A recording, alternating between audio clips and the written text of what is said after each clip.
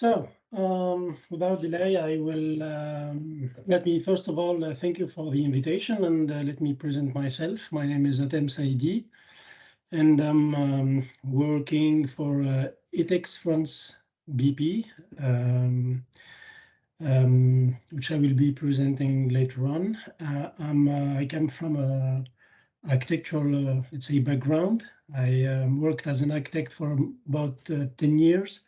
Between Tunisia, Belgium, and France before moving to Etex France BP to handle the BIM subject. And I will be talking today about my experience with data templates, I hope in a funny way, even though the subject isn't that funny when you have to deal with it in everyday life. So first, let me introduce the group to which the company is linked. Etex is an international industrial group operating over 1,000 facilities in 42 countries. So we provide all building blocks to bring, let's say, lightweight solutions to in different countries. We have innovations and technology centers, quarries, factories, and technical staff to bring support for the solution based on plasterboard, fiber cement, fire protection, insulation, and offsite and modular building. So the Etex group is structured into 4 main divisions: building performance, exteriors, industry, and new ways. And the division where my company lies is the building performance one, that is mainly focused on plasterboards for internal and external application, fiber cement board mainly for also internal and external application, and passive fire protection system.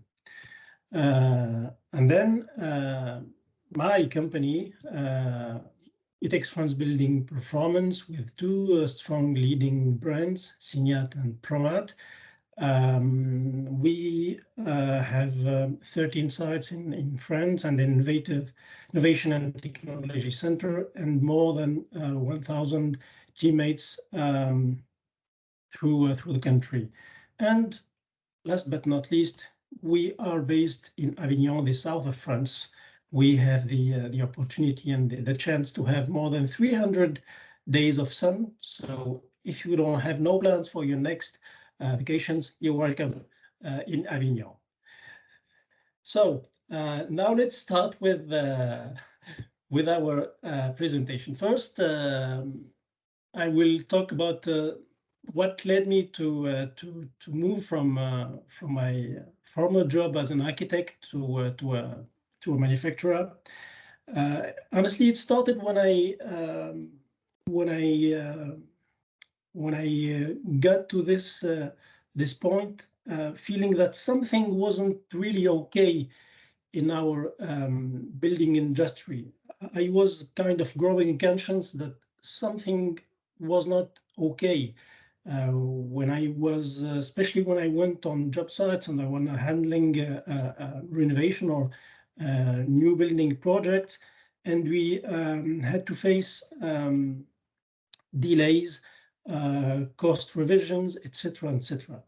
So this is why I think, influenced by my childhood, when I had to visit too many factories with my father, I said, well, this could be interesting.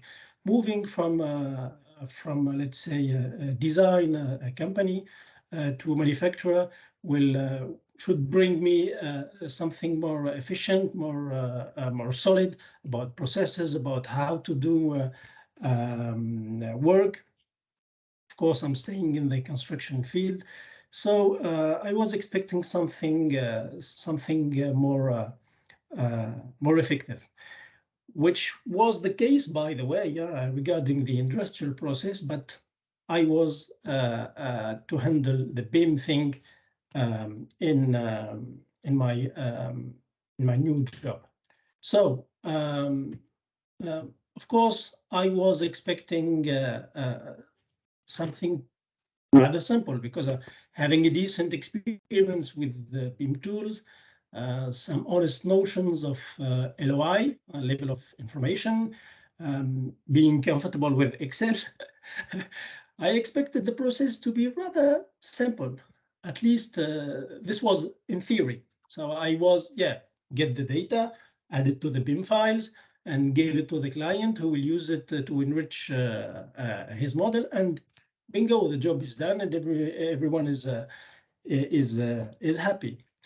But this is what it was in theory, of course. You know that you may have heard this sentence saying that in BIM process we should provide the right information at the right time to the right stakeholder. So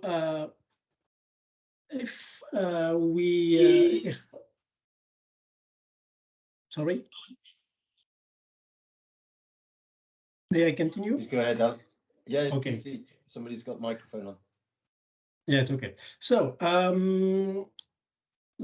regarding this, I had to reflect regarding our main customers. We have, let's say, two big families, the specifiers and builders, and having this thing of knowing this thing of LOI, I knew, as a former architect, of course, that I couldn't give the same amount of information to the specifier as for the builders. So I told myself, so okay, let's create one template for the specifier, another one for the builders.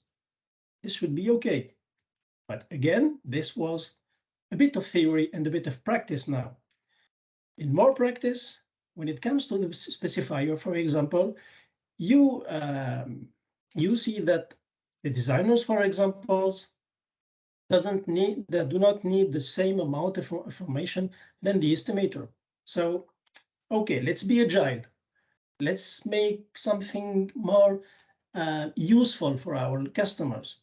Let's make the first version of this specifier data template for the designers, and the second one for the estimators, and everything should be okay. Then we had almost the same thing with the builders when it comes to installers and contractors. Installers need quite rich and quite rich information. I mean, because they're handling a very specific operation on the job site, so they have to know about the cost, about the composition of your system, about the delivery estimation time, and so on and so on. The contractors are more thinking about the operation phase and the model they will be handling or giving to their clients. So they are more focused on information for the maintenance, operation, etc., and so on and so on. I'm just giving some example like this because you may also know that regarding depending on which tool you are using, on which phase you are, one single template can vary from one point to another. So at a point, you find yourself making too many data templates, and this possibly can stop. So even from a practical point of view, this is not really relevant. And this is when the reflection started growing. How to handle all this? What is the legitimacy of my information, of my data model that I am proposing? And this is why when I asked some of my colleagues to go on the field and let's see what are their needs. So I give you some fun facts about data, and this is completely true. Well, When I started at an architect's office, well, this was not honestly a surprise for me because this is what I was doing. I just took one of my colleagues who couldn't understand how an architect doesn't use the data that we implement in the BIM model. And let's say the architect who welcomed and said, well, the manufacturer objects are right. There are too many information. So when we download them, we just delete. And if needed, yeah, we add some properties, and that's all. So of course, you can imagine the shock of my colleague hearing this. Another case, when I was at an engineering office, for whom we gave some database for some of our solutions. He was quite happy with that, but he said, well, guys, the naming in my tool is different. May I send you an Excel file and you may fill the data in place? This is a second example. And then, which is the most, let's say, recurrent example concerning the job sites. Unfortunately, the little installers are not mature enough, and they are not really into these thing of BIM and data templates and set of properties and so on and so on. All I want just to get the object, and when it comes to properties and information, they don't even take the time to check whether something is needed concerning this. And I had more than one time this kind of reaction. Well, send me something similar that you already sent. That's okay. I used it the last time, and nobody mentioned a problem, so it should be okay. So arriving at this point, I was saying, well, honestly, I was expecting something to be challenging, but not this at this point.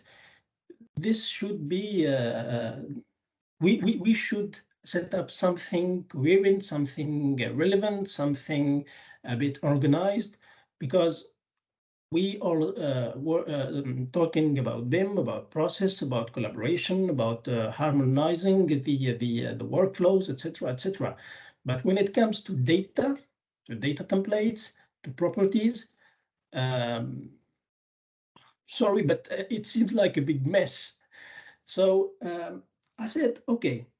So if the guys on the field, architects, designers, engineers, installers, and all the stakeholders are not okay with using one data template, or maybe, of course, because there is no mandatory data templates to use for each phase, let's look on our side. Our side as a manufacturer. We as a manufacturer, we are serious guys, we are organized, we have processes, etc., etc. So I made this nice, and quite interesting exercise. So I went to the websites of 3 manufacturers, and I said to myself, well, let's compare how these 3 manufacturers describe the same solution. Well, first of all, what I discovered is that the first manufacturer uses 11 properties to describe this solution, the second one 20, and the third 19 properties. And among all these properties, only 8 are in common. And when we go a bit deeper and try to compare these 8 properties that are in common, you see that none or almost are named or written in the same way. And this is when, let's say, the awareness get really high, and I started saying, well, something is not really going well in this thing, and we should reflect not only at Etex France BP level, but I mean, as a building industry concerning BIM, to to come together and find a way out for this. So to make things, let's say, clear and short, the only solution for this situation is to use standards. And this is, by the way, what we just started since last year, and we are working now with co-builder, try to set up something harmonized for the different solution we are proposing, trying to set up templates compliant with the standards, and which we will be easy and comfortable to propose for our clients and customer. And more than that, we will have the legitimacy, if I can say, to not to impose them, but at least to say we have something strong, something relevant, because it's based on standards. So we won't change our data templates every time we need to deliver an information or deliver or address a need from a customer. No, we will have one data template, of course, that we can adapt, can adjust during the phase, but the structure of the data, the naming of the properties will be the same, and there is no way to change this for this job site, for this project, or for this user. So this is the idea we are trying to put now and set up within Etex France BP. Hopefully in France there is some evolution and improvement to come with the what we call in France the Plan BIM 2024. Sorry, the BIM Plan 2024, who will be focusing on a national BIM dictionary, and hopefully, yeah, this will bring the building industry to something more coherent, more harmonized regarding the data templates, at least for a bit. So this was my my presentation. If you have any question, with pleasure. Thank you for your attention.